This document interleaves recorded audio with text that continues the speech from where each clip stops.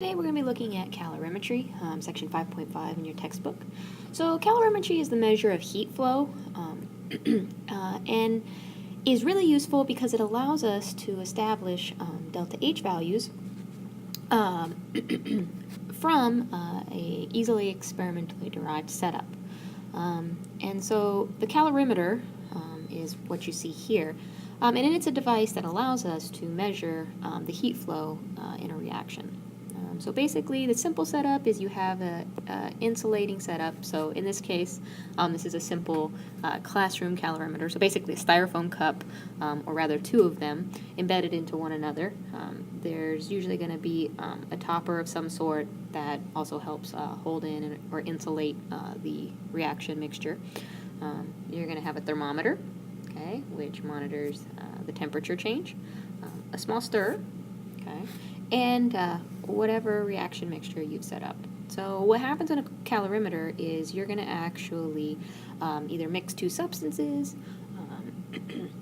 or two solutions and basically let a reaction proceed, or you can also measure calorimetry of items such as metal pieces by taking water and adding, a heated up piece of metal and subsequently measuring your temperature change. So in a calorimeter, what you're actually able to do is actually measure the temperature change established by the reaction or by the heat transfer with different items. So this is going to become really important, or this is really important, and you've already used data points collected from a calorimeter in sections 5.6 and 5.7 when you use those standard enthalpy values that you got from the back of the book. So as we know, those data points are important for calculating things. It's interesting as well. But let's go ahead and let's look at some of the equations and math that actually help establish those values. So before we go ahead and look at the equation associated with calorimetry, let's define a few features. Okay, so specific heat is characterized by C sub S. Sometimes the subscript will be a little bit more specific, but specific heat is the amount of heat that is required to raise the temperature of 1 gram of that substance by 1 degree Celsius. You can actually interchange Celsius and Kelvin here because the change in Celsius will be the same as the change in Kelvin. But overall, it doesn't matter. The point is that you're looking at specifically 1 gram of the substance increasing by 1 degree Celsius or 1 Kelvin. So that differs from heat capacity, which is basically just the amount of heat that's required to raise the temperature of a given quantity of the substance by 1 degree Celsius. So specific heat capacity, you'll see it in charts a lot, and it corresponds to the specification of 1 gram. So basically, heat being absorbed and released, that Q value, is what we're measuring during calorimetry. And if we can know or keep track of that, we'll be able to actually calculate the variables that we need. So in this case, delta T is one of the variables that we can track. We can also track our mass, and we can subsequently figure out our specific heat capacity based on the substances that we have. So we have lots of charts and lots of data. Water is a specific heat that you all need to be familiar with. You should just memorize it, 4.184 joules per grams times degrees Celsius. Okay, you can also say joules per gram Kelvin. That works as well, remember, because the change in degrees Celsius is going to be the same as the change in Kelvin. Okay, so we'll utilize this equation. To establish delta T, we will start at an initial temperature and end up with a final temperature. When we subtract our final minus our initial, we'll get our overall delta T, and that can be directly plugged into the equation up here. Now, the really neat thing about this equation is that we're going to be looking at the specific situation of the calorimeter. So we usually have a reaction mixture in the calorimeter, which is normally water. And whatever substance we add, we can subsequently calculate our change in water temperature, okay, because we're measuring that in the calorimeter. We know the specific heat of water, and we know the mass of water that we've added, so we can actually find the Q that's been absorbed or released from whatever we've added. And that will lead us to successfully being able to calculate our specific heat of the new substance that we're adding. So returning back to just basically a normal setup using the Q equals mc delta T equation, we don't necessarily have to have the calorimetry set up yet. We can actually just calculate a problem like this using this equation. So we've been given a mass, okay, we've been given our M, okay. For the iron, we've been given our change in temperature values, or values used to calculate change in temperature. And so we can, and we've also been given our specific heat of iron. So with all this, I can calculate the amount of heat that's either absorbed or released. So the first thing we do is we figure out what our initial and final temperatures are. So it says here how much heat is given off when an iron bar cools from 94 degrees Celsius to 5 degrees Celsius. Okay, so that I know that I'm starting initially at 94 degrees Celsius, right? If I go from my house to my best friend's house, I'm going to go from my house, where I initially start, to her house. Okay, so in the same way here, I'm going from 94 degrees to 5 degrees. So I'm going from my initial place, which is 94, to my final, which is 5 degrees C. Okay, so remember, it's always final minus initial. Okay, and as you can see up here, when we do the math, you get negative 89 degrees C as your delta T. Okay, so then we're going to plug in our values. Grams.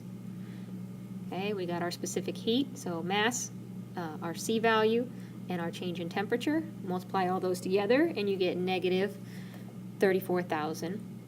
And then we're going to check our units. So grams are on top, grams are on the bottom over here. Those are canceling out.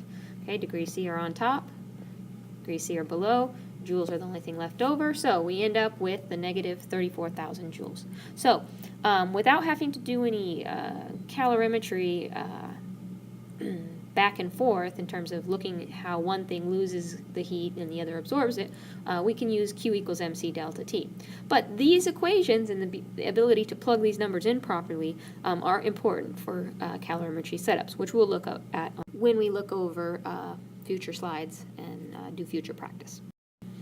Okay, so let's go ahead and look at this problem here. So what I'm told here is that I have a 6.22 kilogram piece of copper metal, and that it's heated from 20.5 degrees C to 32.43 degrees C.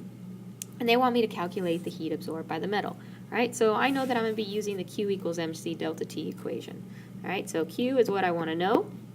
M I've been given, okay, in kilograms. Please notice that. Okay, the copper, the specific heat of the copper, right? That's something that you could easily look up or would be given. So 0.385 joules per gram degrees Celsius. You could pull that off of the chart in your book, right? And then delta T. Okay, so delta T I have to figure out. My temperature final is going to be equal to 324.3 degrees C. My temperature initial is equal to 20.5 degrees C, right? So basically, I'm going to have to do two sets of math. When I plug my numbers in, I'm going to figure out my delta T, right? So my final minus my initial, okay, that's going to give me an overall positive number, right? Okay, because I'm going from a lower temperature to a higher temperature. So that means I've absorbed some heat. That piece of metal has picked up heat from the surroundings and basically subsequently seen an increase in temperature. Okay, I'm going to plug my specific heat value in, which I have here. Okay, so I've done these. All right, and then here, notice, I'm not plugging in 6.22 kilograms. Why am I not doing that? Well, because heat measurements and the specific heat value that I've been given utilizes grams, right? So I need to make sure my units match up so everything can cancel out. So I need to convert kilograms to grams. At this point, you guys know how to move those decimals, and if you don't, come ask me. Okay, but I'm going to plug in 6,220 grams. I calculate the math, calculate the problem, do the multiplication, right? And I end up with this rather large number of energy. Okay, and I can also express that into kilojoules. It depends on how the question is asked. In this case, they didn't specify, so you could have expressed it in joules. That would have been completely acceptable. But in terms of sig figs, you know, it would have been difficult to indicate 3 sig figs here, where here it would have been a lot less difficult. So it's up to you how you want to express things. If you wanted to do the number out here and express the sig fig in this way and just put a line above it, you could have done that. But the main important feature here is making sure that you're able to calculate the Q equals MC delta T equations. So right here we have another example of a Q equals MC delta T problem. In this case, I've been given my Q value. I've been given my mass. I've been given my initial temperature. I'm sorry, my initial temperature. Okay, right here. And I'm being asked to calculate the temperature final.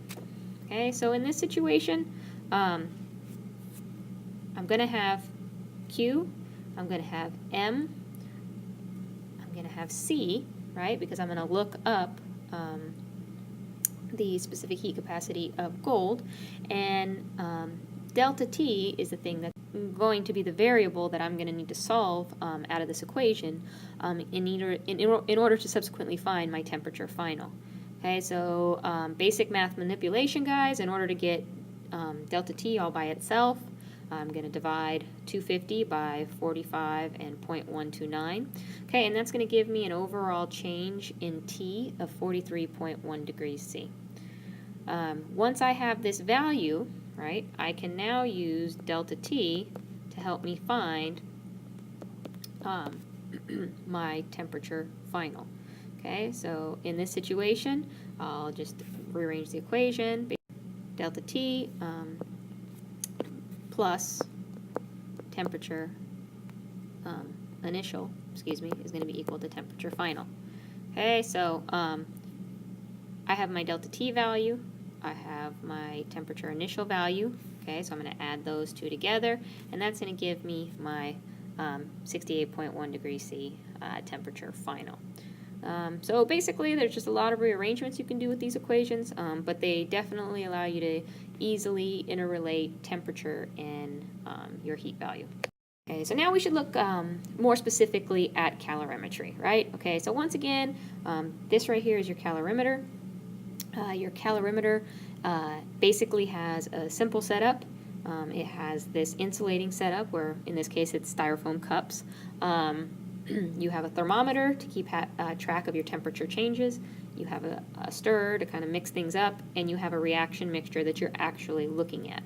So in this situation, we assume that heat doesn't leave. Obviously, we know that our coffee cools when we leave them in styrofoam cups, so this is obviously not a perfectly insulated system, but that's kind of the idea. And this is called constant pressure calorimetry. And the reason why it's called constant pressure calorimetry is because it's occurring at atmospheric pressure in the lab on your desktop. Okay, so we need to look at how the Q values for what's in the calorimeter are interrelated.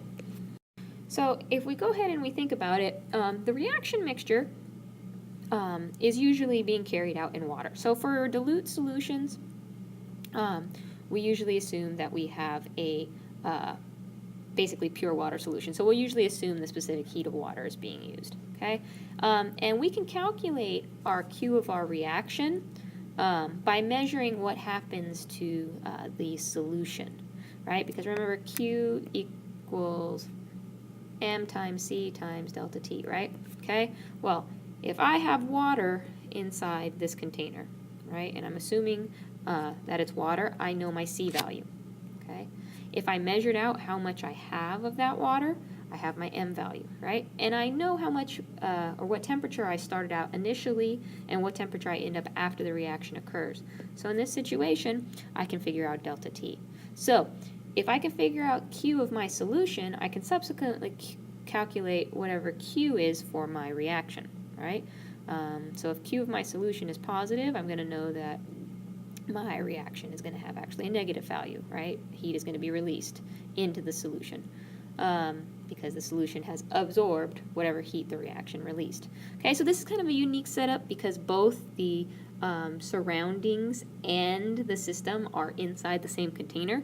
But because they are, it makes it kind of neat because we can measure what's absorbed and what's released in one location. And the reality of that is that the energy that's being released, okay, should be equal to the energy absorbed, and we should get an overall zero summation from the reaction and the solution heat values. Okay, so something to think about, although usually it's ignored for this type of calorimetry, is that Q is going to be lost into the calorimeter too, right?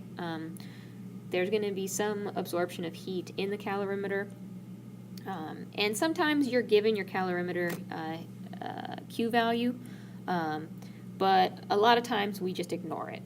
So basically just be cognizant of the fact that the surrounding container is going to do some absorbing of some of the heat that's released, and subsequently somewhat alter your overall Q. But for an experimental setup, this is actually very, very good. The absorption, or excuse me, the heat absorption from the calorimeter is usually very low, so it's usually ignored. Okay, so we've just went over our Q equals MC delta T equations. Okay, we've rehashed them up here as well.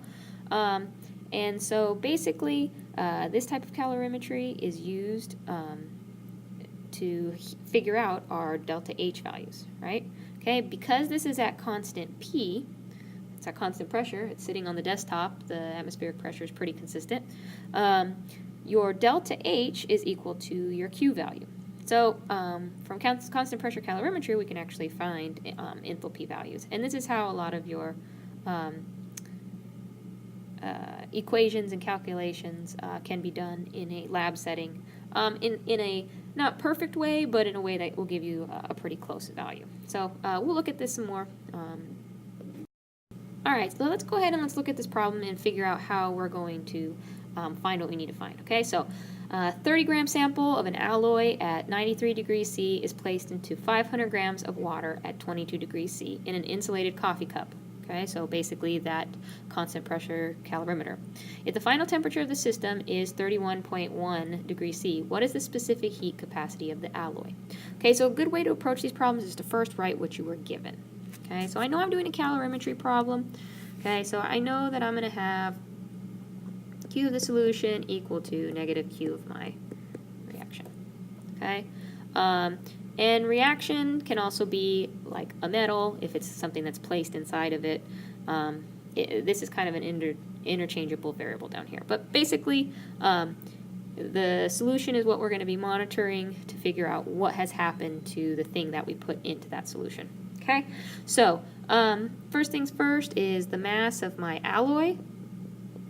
Okay, that's going to be equal to 30.5 grams. Okay, my temperature initial of my alloy is equal to 93 degrees C. Okay, I'm given another mass. I'm given my mass of H2O. Oops, let's go ahead and erase this. Okay, I'm given my mass of, H2O. Okay, and that's 50.0 grams. Okay, I'm also given an initial temperature of water. So my temperature initial of H2O equals 22 degrees C. Okay, then I'm also given a final value of the overall system. So once I've put the metal and the alloy together, I have the final temperature, and this is the final temperature for both of them because everything has reached an equilibrium setup, okay, and that's going to be equal to 31.1 degrees C, okay, for both. Now, I've been given the specific heat of water. As I said, this is something that you guys should remember. Okay, so specific heat of H2O is 4.184 joules per gram Kelvin. Okay, remember I said that Kelvin and degrees Celsius, they're interchangeable, so it really doesn't matter which value you use. Okay, so how are we going to set this up? All right, well, we can calculate how the solution has changed. We have we have MC, and we can calculate delta T in order to figure that out. Okay, so if we go ahead and we set this up, right, Q of my solution is going to be equal to 50 grams times 4.184 joules per gram degree Celsius times temperature final. So 31.1 minus 22. So this is going to give us a Q of solution equal to 19,003.72. Okay, joules, because grams cancel, degrees Celsius and degrees Celsius is going to cancel. Okay, so now I have my Q of my solution. So we also know that my Q of solution is equal to the negative Q of reaction. Okay, so in order to figure out my Q of reaction, I'm going to take Q of reaction, get it all by itself by dividing by the -1, and that's going to be equal to negative Q of solution. Okay, so the specific heat capacity of my alloy is then going to be able to be calculated based on what the Q of reaction is, which is going to be equal to the negative 1,903.72 joules. Okay, so now that I've calculated that, I can proceed to the alloy's data and calculate for the specific heat. Okay, so I know my Q value here for Q of reaction, or Q of my alloy in this case. I know my mass, I know my temperature initial and final. So C of my alloy is the last thing that I'm needing to find. So I'm going to go ahead and plug in my values. So Q is going to equal M times C times delta T. Okay, C is what I'm solving for. I know Q is negative 19,003 joules is equal to my mass of my alloy, which is 30.5 grams, times my specific heat of my alloy, okay, times my change in temperature, which is final minus initial, so 31.1 minus 93 degrees C. Okay, so then I'm going to take these numbers, I'm going to do the subtraction over here with the temperature. I'm going to multiply that number by the 30.5, and I'm going to divide the answer from that into my negative 1,903 joules. And when I go ahead and follow through with that, that's going to give me my specific heat of my alloy, okay, which is going to be positive 1.007 joules per gram degree Celsius. Okay, so that's how you calculate this. We'll do some more practice problems. Okay, so this calorimetry setup is a little bit different. We're not dealing with sticking a block of metal into the calorimeter. In fact, what we're doing is we're mixing two dilute solutions into the calorimeter and basically observing our temperature changes. So there's a few things we're going to do slightly different. However, the approach of Q of the solution is equal to negative Q of the reaction still remains the same. So in this case, once again, we're focusing on how the solution changes. But instead of looking at two different mass sets or two different Q values, we're going to focus on just the solution, because when we pour in our 50 mils of HCl and our 50 mils excuse me, of NaOH, we subsequently have figured out our total volume of H2O.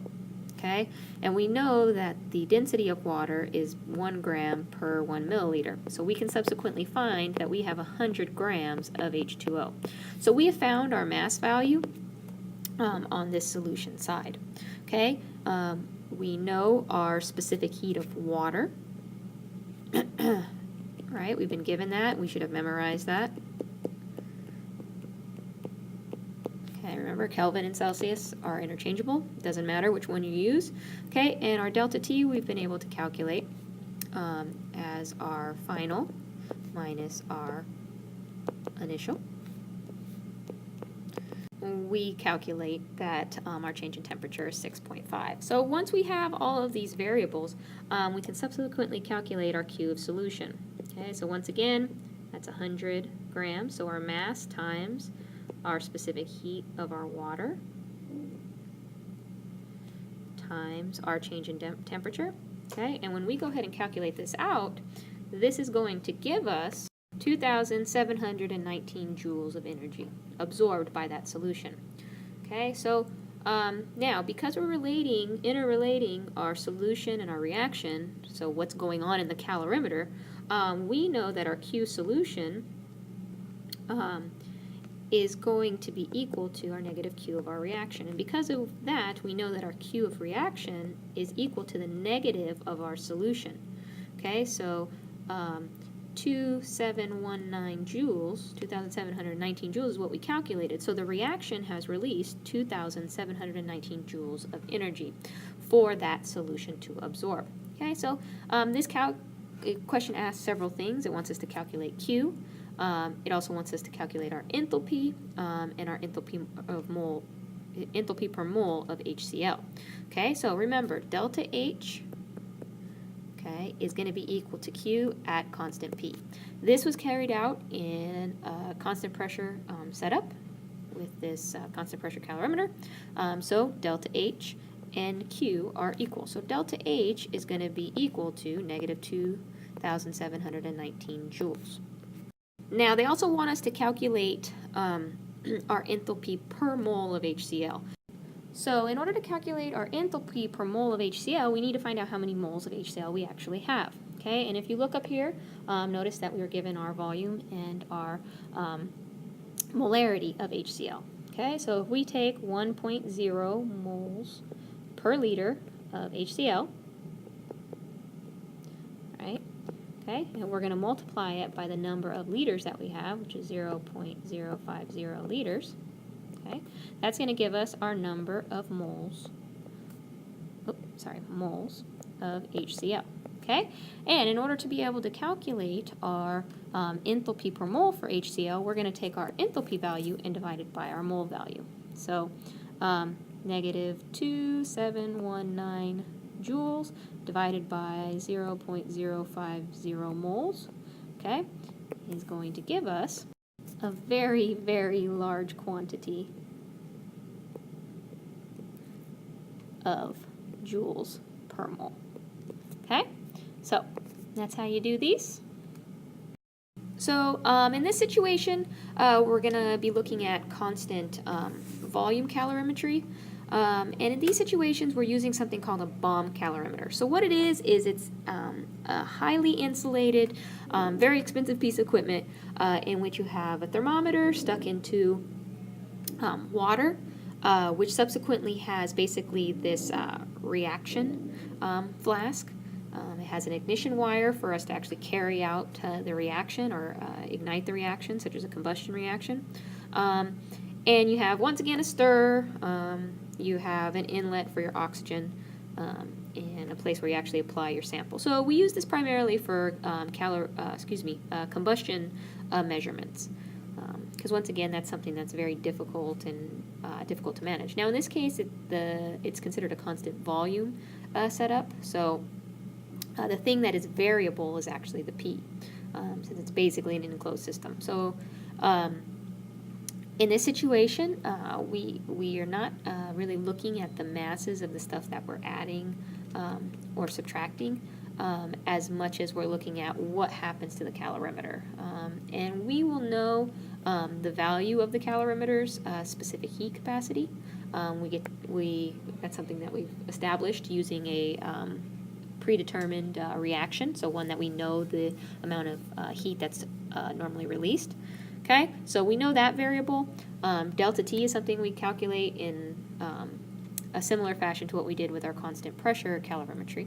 And we can subsequently figure out our Q of reaction from that information. Okay, so what you need to understand from this is delta H is not directly proportional to the Q of reaction. There is some error or some discrepancies. However, it is approximately equal. So the difference is extremely small. The reality of it is the Q of reaction in this situation is proportional to the change in energy. And that's makes sense because we're not changing our volume, so no work is done. So if no work is done, E and Q are proportional, which we discussed. So delta E and delta H, their difference in this case is really small, so the very values we get are adjusted when they're put into the charts that you guys used in 5.6 and 5.7. And it's not math that you have to concern yourself with. You just need to understand that in constant volume calorimetry, we're actually going to be focusing on the specific heat of the calorimeter, so the instrument that you're using that's already been established. Delta T is the most important information that you're going to be obtaining. And once again, this is carried out primarily with combustion reactions. So when you're going through and you're trying to think what the difference is between the two types of calorimetry, the first one we looked at was done at constant pressure, right? So delta H is proportional to your Q of reaction. In the bomb calorimetry or the constant volume calorimetry, delta H and the Q of reaction are not directly proportional. They're very close, but they're not directly proportional. And in fact, delta E and the Q of reaction are what are directly proportional. So these are just kind of things to be aware of. There will definitely be practice problems with these, but when you see them and you know it's a bomb calorimeter or constant volume calorimeter, you're expecting to see just a calorimeter, specific heat value, and some change of temperature information. So these should be pretty straightforward when you compare them to the difficulties of the previous questions. So let's go ahead and look at one of these. Bomb calorimeter calculation. So 5 grams of a fuel sample is burned in a constant volume bomb calorimeter that has a specific heat capacity of 2,510 joules per degree Celsius. Okay, and we know that our temperature has increased or changed by 3.25 degrees C. So I've been given two variables or two values that I need. Okay, and they want us to calculate the heat given off by the sample in kilojoules per gram. Okay, so basically we're just going to plug our numbers in. We're going to plug our calorimetry value in. Okay, we're going to our calorimeter heat capacity. We're going to plug in our temperature change, and that's going to give us our answer for our Q of our reaction in joules. Okay, they want the answer in kilojoules per gram. Okay, so I first need to convert the number of joules into kilojoules. Okay, and what we're going to figure out when we take our kilojoules and divide it by the number of grams we started with is our overall heat of combustion. So we know that negative 1.63 kilojoules are released per gram of the fuel that we're burning. So we can figure out heat of combustion value. Obviously, we're figuring out our heat released by that specific reaction. Okay, and this is something that is adjusted mathematically based on the fact that we know that delta H here is not proportional to our Q of reaction, right? So there's some additional math that people do to make adjustments for the errors that come along with having it at constant volume. But subsequently, we're able to tally up really cool data in our appendices that make it really easy for us to do Hess's law calculations and things of that sort. So now you guys should be pretty comfortable with calorimetry and how it actually works and what we do with it. So if there's any questions, make sure you come see me.